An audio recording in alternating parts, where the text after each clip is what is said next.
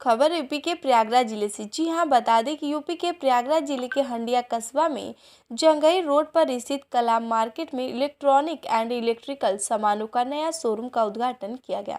Showroom का उद्घाटन दमगड़ा शरीफ के सज्जादा नशीन नसर मियां द्वारा फीता काट कर किया गया। जनता इलेक्ट्रिकल एंड इलेक्ट्रॉनिक शोरूम के मालिक मोहम्मद रिजवान ने बताया कि ग्राहकों की सुविधा के लिए इलेक्ट्रॉनिक एंड इलेक्ट्रिकल सामानों पर फाइनेंस की सुविधा उपलब्ध है। साथ ही साथ सस्ते दामों पर इलेक्ट्रॉनिक इलेक्ट्रिकल के सामान उपलब्ध कराए जाएंगे। शोरूम के उद्घाटन पर क्षेत्रीय संभ्रांत लोग मौजूद रहे। देखिए हंडिया से प्रदीप मिश्रा की रिपोर्ट। मोहम्मद रिजवान। और आपने कौन सी जो प्रतिष्ठान खोली है, इसका नाम क्या है? Electrical electronics. तो किस जगह पर है ये? डॉक्टर कलाम मार्केट जंगई रोड इलाहाबाद। अच्छा, आपने ये जो शोरूम खोला है इसमें क्या क्या सुविधाएं दे रहे हैं आप? इलेक्ट्रिक सामान है, इलेक्ट्रॉनिक सामान है और इलेक्ट्रॉनिक सामान फाइनेंस की सुविधा है 0%। अच्छा, फाइनेंस भी आप करेंगे ग्राहकों को? जी। तो मतलब ये क्षेत्रीय लोगों को इसकी सुविधा मिले। और क्या क्या चीज़ें आप रख रहे हैं? क्या क्या चीज़ें हैं आपके शोरूम में? टीवी है, एसी है, फ्रिज है, वॉशिंग मशीन है, इन्वर्टर, बैटरी है, मिक्सर है और सामान सब जी। और मतलब ये फाइनेंस की सुविधा किस तरीके से रहेगी? फाइनेंस सुविधा 50 से है। जी। खबर यूपी के प्रयागराज जिले से। जी हां, बता दें कि यूपी के प्रयागराज जिले के हंडिया विधानसभा क्षेत्र के भाजपा के पूर्व प्रत्याशी रहे विद्याकांत सावरीलाल तिवारी ने पत्रकार वार्ता के दौरान कहा कि भारतीय जनता पार्टी के प्रति जनता का रुझान तेजी के साथ बढ़ रहा है।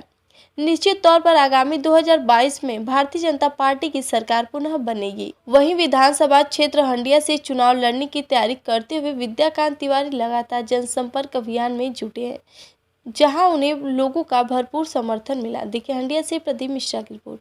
नरेंद्र मोदी जी का ये अभियान है कि देश स्वच्छ हो, मानव समाज के अंदर में स्वच्छता का अभियान एक महत्वपूर्ण योगदान दे, समाज में एक बहुत बड़ी भलाई का कार्य हो, समाज भी स्वच्छ रहे, क्षेत्र भी स्वच्छ रहे, राजनीति भी स्वच्छ हो, समाज भी स्वच्छ रहे, क्षेत्र भी स्वच्छ रहे, राजनीति भी स्वच्छ हो, सामाजिक व्यवस्थाएँ भी स्वच्छ हो। ये हमारे देश के प्रधानमंत्री का अभियान है। इसलिए हम लोग का कल और आज भी सफाई अभियान आज भी चल रहा है।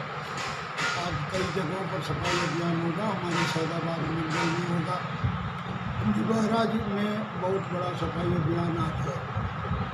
आप कई वर्षों से भारतीय जनता पार्टी की सेवा करते आ रहे हैं और हंडिया में आपने चुनाव भी लड़ा था, और वर्तमान समय में आपके प्रति जनता का जनाधार धीरे धीरे बढ़ रहा है, उसको लेकर का आप क्या कहें? भारतीय जनता पार्टी के हम कार्यकर्ता हैं, एक सदस्य हैं। भारतीय जनता पार्टी की विचारधारा जो है वो अच्छी विचारधारा है। समाज के अंदर में सही सामाजिकता कैसे फैलेगी, सामाजिक समरसता कैसे बनेगी, ये हमारी पार्टी का चिंतन है। और सबसे बड़ा चिंतन पार्टी का ये है कि राष्ट्र कैसे मजबूत रहेगा, राष्ट्रीयता की रक्षा कैसे होगी, राष्ट्र कैसे ठीक से चलेगा। इसके कारण हम भारतीय जनता पार्टी के कार्यकर्ता हैं और विचारधारा पर चलते रहते हैं। यही हमारा कार्य है। यदि इस बार 2022 के चुनाव में भारतीय जनता पार्टी के शीर्ष नेतृत्व द्वारा आपको विधायकी के लिए टिकट। अगली खबर है बिहार के औरंगाबाद जिले से। जी हां, बता दें कि बिहार के औरंगाबाद जिले के मदनपुर थाना परिसर में रविवार को दोपहर पुलिस निरीक्षक विजय शंकर सिंह, प्रखंड विकास पदाधिकारी कुमुद रंजन और थानाध्यक्ष संजय कुमार के मौजूदगी में आगामी दुर्गा पूजा को लेकर शांति समिति की बैठक आयोजित की गई, जिसमें जनप्रतिनिधि सहित दोनों समुदाय के लोग मौजूद रहे। इस दौरान थानाध्यक्ष और प्रखंड विकास पदाधिकारी ने आए हुए सभी लोगों को कई दिशा निर्देश दिए। उन्होंने कहा कि सभी पूजा कमेटी को लाइसेंस लेना अनिवार्य होगा और पूजा करने हेतु तथा मेला लगाने हेतु अनुमंडल कार्यालय से अनुमति लेना अनिवार्य है और सभी पूजा कमेटी को कोविड-19 नियम का पालन करना अनिवार्य है। देखिए मदनपुर से लक्ष्मण कुमार की रिपोर्ट।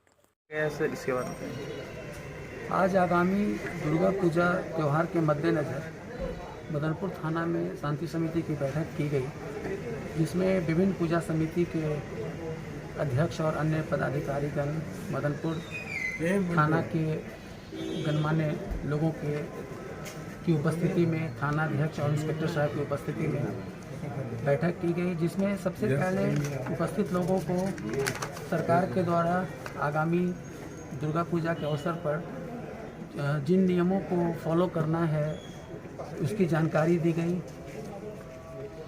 शांति समिति में उपस्थित सदस्यों से कमेटी वाइज उनका सजेशन लिया गया, किस किस स्थान पर पूजा का आयोजन किया जाता है, उनकी कौन सी समस्याएं हैं।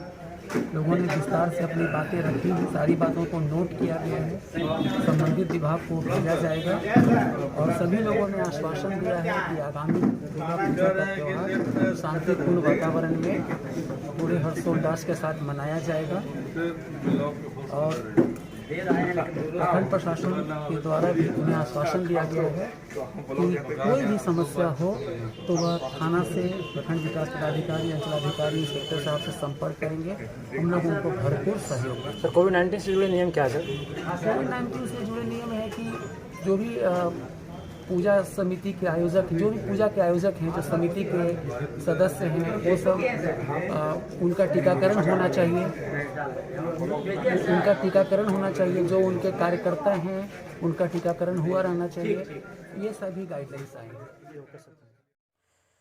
खबर यूपी के जनपद कासगंज से। जी हां, बता दें कि यूपी के कासगंज के गांव गढ़ी पचगाई, थाना ढोलना, जिला कासगंज की रहने वाली राधा देवी पत्नी मोहन सिंह गौतम ने अपने खेत नंबर 883/1 मौजा पचगाई, परगना बलराम, तहसील कासगंज, जिला कासगंज की पेमास राजस्व विभाग टीम तहसील कासगंज में इलाका पुलिस थाना ढोलना द्वारा कब्जा बेदखल दिलवाया गया था, जो पूर्व जिलाधिकारी आरपी सिंह द्वारा आदेशों पर मेड़बंदी कराई गई थी।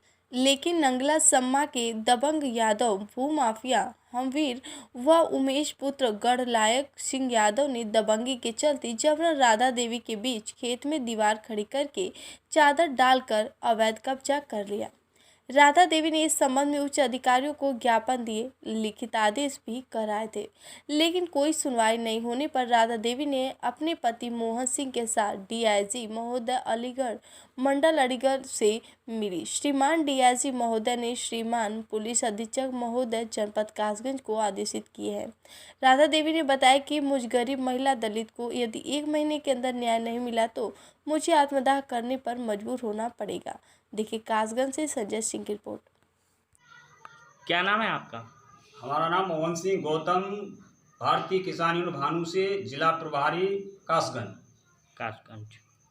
अच्छा, क्या मामला है आपका? हमारा मामला ये है कि हमारी जो पत्नी राधा देवी जी, उनके नाम पर एक खेत है, डाटा संख्या 883/1 जी, जिसकी पैमास 4/11/2017 में नायब तहसीलदार, एसडीएम, इलाका पुलिस और जो टीम होती है राजस्व विभाग की, पूरी टीम को जिलाधिकारी महोदय, पूर्व जिलाधिकारी महोदय जी ने आदेशित किया था। उस आदेश पे पैमास करके मेड़बंदी कराई गई उसकी और चारों तरफ से डोरा डलवा दी गया, उसकी वीडियोग्राफी कराई गई थी। उसके बाद में हम उसको जोते बोते रहे।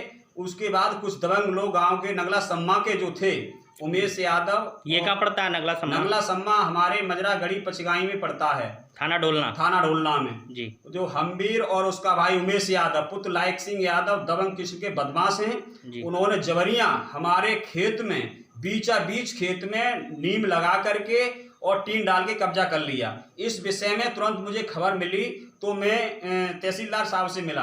तहसीलदार साहब ने दस्ती आदेश लिख के दिया, मेरे पास मौजूद है। उसके बाद एडीएम क्या जो उप जिलाधिकारी होते हैं उनसे मिला, उन्होंने भी लिखित आदेश मुझे दिया। मैं थाने लेके गया, लेकिन मुझे कोई न्याय उसमें नहीं मिला। उसके बाद उन्होंने टीन टप्पा डाल रखने के बाद अब मैं जाकर के काफ़ी दिन से कार्रवाई कर रहा हूँ। STS आयोग को मेरी पत्नी ने कार्रवाई भेजी थी, उस पर आदेशित किया गया कि तत्काल उनको न्याय दिलाया जाए। लेकिन आरडी यादव जो SI थे, उन्होंने अपनी बिरादरी की पक्षपात करते हुए उन्हें बचा दिया और मामले को गलत तरह लिख के आयोग को प्रेषित कर दिया, भेज दिया गया। इस तरह से आयोग को गुमराह कर दिया गया। मैंने इस संबंध में डीएम, एसपी, आईजी तमाम उच्च अधिकारियों के लिए ज्ञापन दिए, प्राथमिक दिए, रजिस्ट्री पोर्टल से मैंने काफ़ी कार्रवाई की। मेरी पत्नी भागते भागते परेशान हो गई। उसके बाद में हमने परसों जाकर के डीआईजी साहब से मुलाकात की। डीआईजी साहब को हमने बताया तो उन्होंने एसपी साहब को आदेशित किया कि ये पीड़ित है, इनको न्याय दिलाया जाए। डीएम, एसपी साहब से हम कल मिले थे जाकर के, तो उन्होंने कहा कि आप थाने आना और मैं ढोलना थाने में बैठूंगा और आपकी समस्या का हल करा दूंगा। लेकिन हम थाने गए, करीब आध घंटे पौना घंटे बैठे रहे। पता चला कि आज 2 अक्टूबर है, छुट्टी का दिन है, इसलिए साहब नहीं आ पाएंगे। ये इस तरह से आज तक हम लोग पीड़ित हैं। इस तरह से इसी तरह इससे पहले जब मेरा खेत, उसमें मेरी पत्नी का जो खेत था, उस मामले में यादव लोगों ने मिलकर के मुझ पे एक झूठा मुकदमा नरेश पाल यादव लेखपाल पचगाई द्वारा लगवा दिया था। मुझे उसमें गलत तरीके से फंसा दिया था। पूर्व जिलाधिकारी आरपी सिंह ने उसकी गहनता से एसपी साहब ने जांच कराई थी, जिसमें शिवहर मीणा जी एसपी साहब थे। उन्होंने उसको जांच में राजेश कुमार मीणा द्वारा उसकी संज्ञान लिया गया, जांच की गई तो उसमें एफआईआर लगा दी गई। मामला पूरा झूठा पाया गया। आप क्या चाहते हैं? हम ये चाहते हैं कि हमारा जो खेत है, जो उसमें जिन लोगों ने दबंगता के तहत अवैध कब्जा कर रखा है, जो भू माफिया हैं, उनका कब्जा हटना चाहिए और उनके खिलाफ एफआईआर दर्ज होकर के उन्हें जेल भेजना चाहिए, जिससे अन्य किसी गरीब किसान को, दलित या किसी वर्ग को परेशान न कर सकें। हमारी पत्नी काफ़ी परेशान, पीड़ित हैं, बीमारी से भी परेशान हैं, तो उन्होंने अपनी तरफ से यह निर्णय लिया है कि अगर मुझे 1 महीने में न्याय नहीं मिला तो मैं अपने बच्चों को लेकर के एसडीएम या सीओ ऑफिस पर आत्मदाह करने को मजबूर हो जाऊंगी। बताइए क्या परेशान? आपका नाम? राधा देवी। तो आप क्या चाहती हैं? अब हम ये चाहते हैं या हमें न्याय मिले, और न्याय नहीं मिलेगा तो हम आपको आत्महत्या कर सकते हैं। अगली खबर यूपी के जनपद कासगंज से। जी हां, बता दें कि यूपी के जनपद कासगंज के थाना ढोलना का मामला है, जहां एक गरीब रथ विधवा महिला के साथ कुछ लोगों ने धोखाधड़ी करके उसकी जमीन का बैनामा करा लिया। कलावती पत्नी स्वर्गीय श्री राम नारायण घड़ी पंचायगी की रहने वाली महिला है। उन्होंने एक काटा संख्या 75 को बिक्री करने की बात राजवीर यादव निवासी गिनौना थाना ढोलना जिला कासगंज से, जिसमें गांव के 1 दर्जन लोग अब आ भी गए, लेकिन राजवीर यादव व उसके साथ ही पप्पू पुत्र राम सिंह, बहोरी लाल पुत्र बाबूराम निवासी गढ़ी हरना टांड प्राथिया को बहला वुचला तहसील कासगंज ले गए और 75 गाटा नंबर की जगह पर 73 गाटा नंबर का बैनामा फर्जी तौर से करा लिया। जब कलावती का बेटा दिल्ली से सुल्तान सिंह आया तो उन्हें अपनी फर्ज खतौनी निकलवा कर देखा तो उसमें 420 का मामला पाया गया। इस बात को लेकर सुल्तान व सुल्तान की माता कलावती उपरोक्त राजवीर यादव के घर पहुंची और उन्होंने कहा कि आपसे 75 नंबर की बात हुई थी, आपने चैप्टर नंबर का बैनामा क्यों कराया? तो उपरोक्त राजवीर यादव ने मारपीट करने पर उतारू हो गया और भद्दी भद्दी गालियां देकर भगा दिया। देखिए कासगंज से संजय सिंह की रिपोर्ट।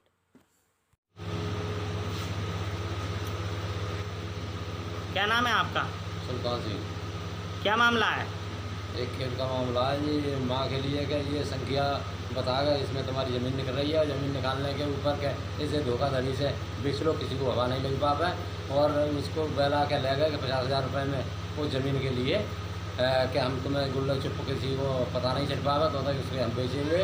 और उसके बाद में उसको ले जाकर तहसील में ले जाने के बाद में 75 साल की बट्टा उसके 73 साल में बैनामा करा लिया धोखाधड़ी। मतलब जिस ज़मीन का बैनामा होना था, जिसके लिए रुपए दिया गया था, उस ज़मीन का बैनामा ना करा के उस पक्ष ने दूसरी ज़मीन का बैनामा करा लिया। हाँ जी, हाँ जी। आप यह कहना चाहते हैं? हाँ जी। अच्छा, क्या नाम है उनका? उनका राजवीर सिंह। मतलब धोखाधड़ी से बैनामा कराया गया है। राजवीर की पत्नी है बिमला देवी। आप जो कहना चाह रहे हैं धोखाधड़ी से हुआ है बैनामा, मतलब इसमें 420 का केस दर्ज होना चाहिए। 420 का। हाँ। तो आप थाने गए थे क्या? थाने भी गए थे। थाना कौन सा पड़ता है आपका? थाना ढोलना। तो आप जब वहाँ गए थे तो मतलब आप मतलब कोतवाली में कोतवाल साहब से मिले? मिले जी, नौकरी मैंने के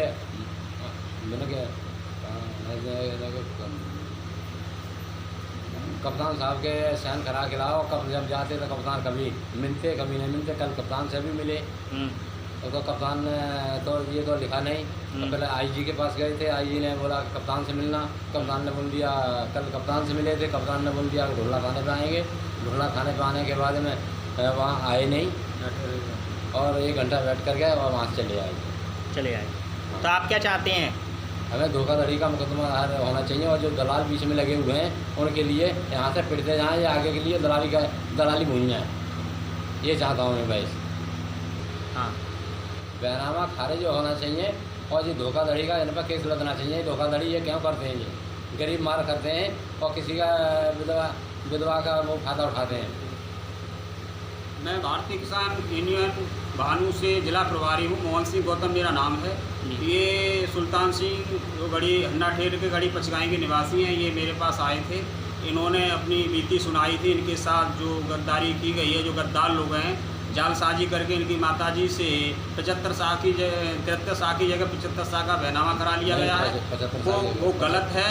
73 का कराया है 75 साल की जगह पर, वो गलत किया गया है। इसमें कुछ दलाल लोग भी हैं, उनके खिलाफ कार्रवाई होनी चाहिए और इन्हें न्याय मिलना चाहिए।